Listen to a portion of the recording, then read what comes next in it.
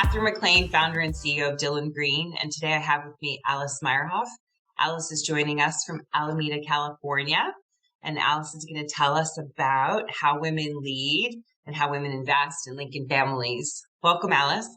Hi, thanks for having me. So tell us about all these awesome organizations that you're involved in. Sure. So I am the Director of Corporate and Board Development for How Women Lead. Mm-hmm. How Women Lead is a nonprofit that supports women in senior leadership. And we do a lot of work around gender diversity on boards, and that's where my particular focus is. Mm-hmm. And then How Women Invest is a venture fund we launched last year. We raised $10 million during the pandemic, which is we're proud of that. Yeah. And we invest in women-founded businesses, so tech-enabled businesses that are revenue producing. You could go to the website and see more about our investment thesis. But that's pretty exciting and a lot of fun. And then Lincoln Families, I sit on the board of a nonprofit in Oakland called Lincoln Families, and we support kids and families who wants kids that are really struggling. So anyway, yeah. Great. So multiple hats. I like it. So I'd like to know a bit more about How Women Lead and why it was founded. Sure. So our CEO, Julie Castro-Abrams, she, if you've ever met her, she is a very charismatic kind of person. Right. And she had quite a network of friends who were all senior women leaders. And it sort of happened organically. So they started getting together and having dinners and talking about the challenges that senior women leaders face, and ended up building this whole network. There's now 14,000 women in our community. It's not a pay to play. It's just, show up and enjoy the community. And really there to serve this particular group. There was not an organization that was really serving this particular group. Right. Yeah. And, we're based in the San Francisco Bay Area, but, thanks to the pandemic and having to do all of our events virtually, we're now reaching people all across the country and some international folks. Oh, that's great. Yeah. And so how specifically is How Women Lead making progress on the lack of women on corporate boards? I specifically am interested in how Women Lead prioritize supporting Black or Indigenous women of color in any way. Sure. So we do a number of things to support getting more women on corporate boards. We were very involved with California legislation that requires women be on every public company board. So that would be Senate Bill 826. We also are creating a pipeline of women. So sometimes there are ideas out there that there just aren't enough women for these board seats, and that's really a fallacy.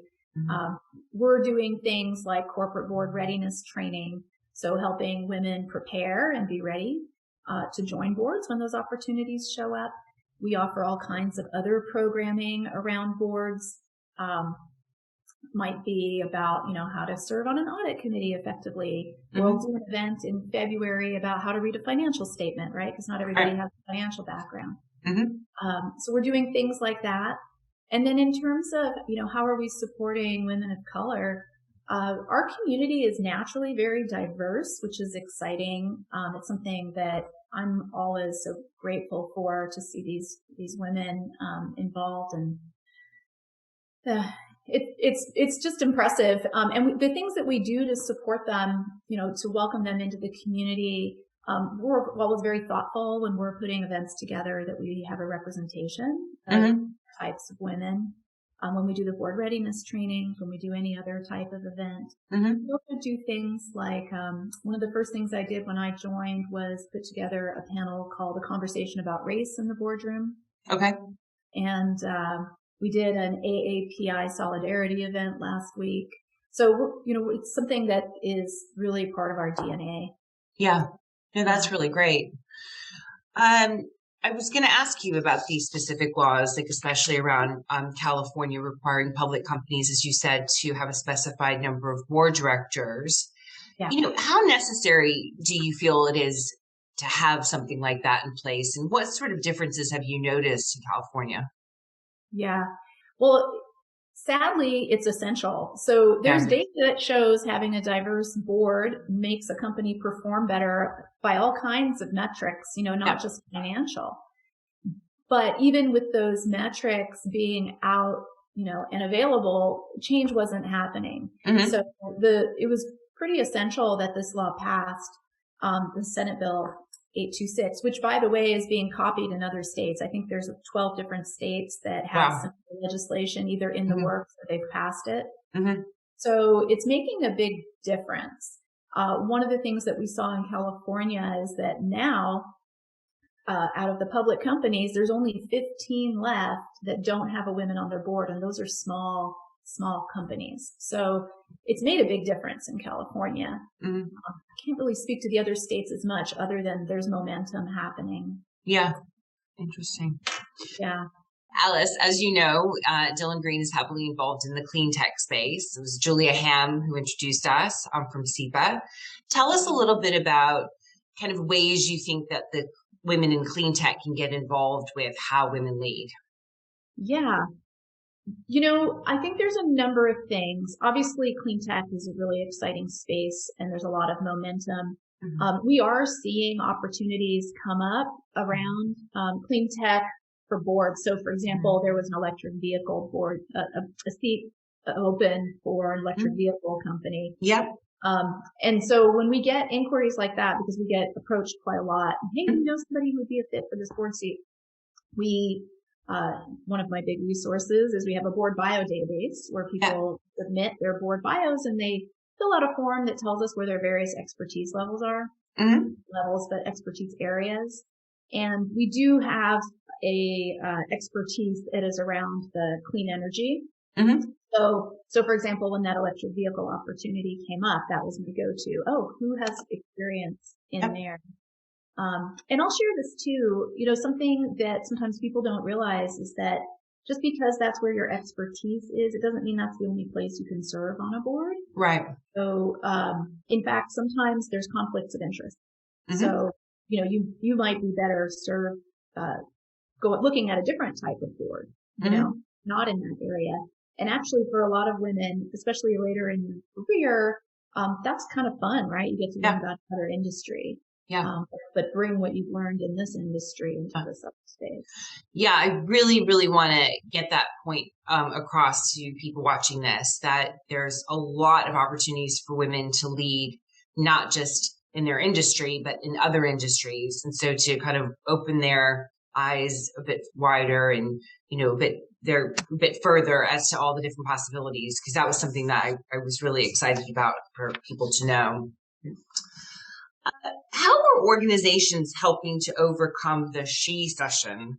So this is something that's obviously trending a lot lately, and that I've had to unfortunately deal with candidates who are women dropping out of the workforce in alarming numbers.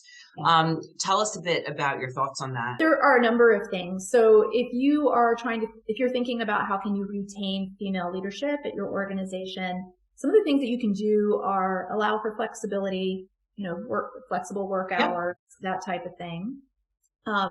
Culturally normalizing whole selves.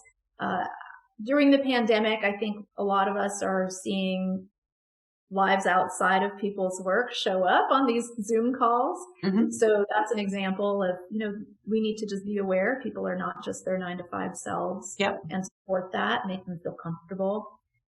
Another thing that's super, super important is looking at pay inequity. So there are some tools out there. I wish I could remember the name of this one company. It's a startup led by a woman that will go in and analyze all of your pay data and see if you are actually paying women equally. Okay. And if you think about this SHEcession and you think about the pandemic and all these working families just really being taxed by having kids home, if one of the parents is going to stay home, it's going to be the parent that makes less. So if you are not paying women equally, that means by default it's going to be more. Yep. So super important to do that. Make sure that you are being fair. And the last thing, and this is something that I feel like the current administration is addressing, and that's paid leave for family and elder care. Mm-hmm. So those things will make a big difference for retaining your female workforce. Great. The last question I want to ask you is a call to action. For those women who are looking to join boards, founders or otherwise who want to get involved in your organizations, tell us a little bit about some steps they can take to get involved. Sure. The first thing I would say that is very easy is subscribe to our newsletter. Mm-hmm. So we announce events that are coming up and various things, and obviously free. So I would do that first and foremost.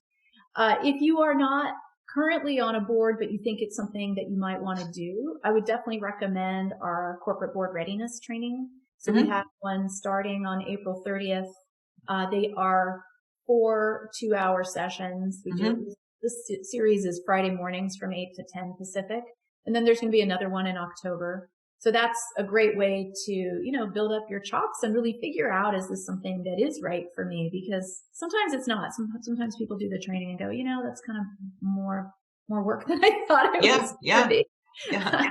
Which is a reasonable response, 100%. So those are things. And then also I would just pay attention to the different events that How Women Lead is doing. We are offering welcome to the ecosystem types of events once a month, where you can kind of learn about more parts of the organization. So I've only talked about a few of the things that we're doing. We're actually doing quite a lot.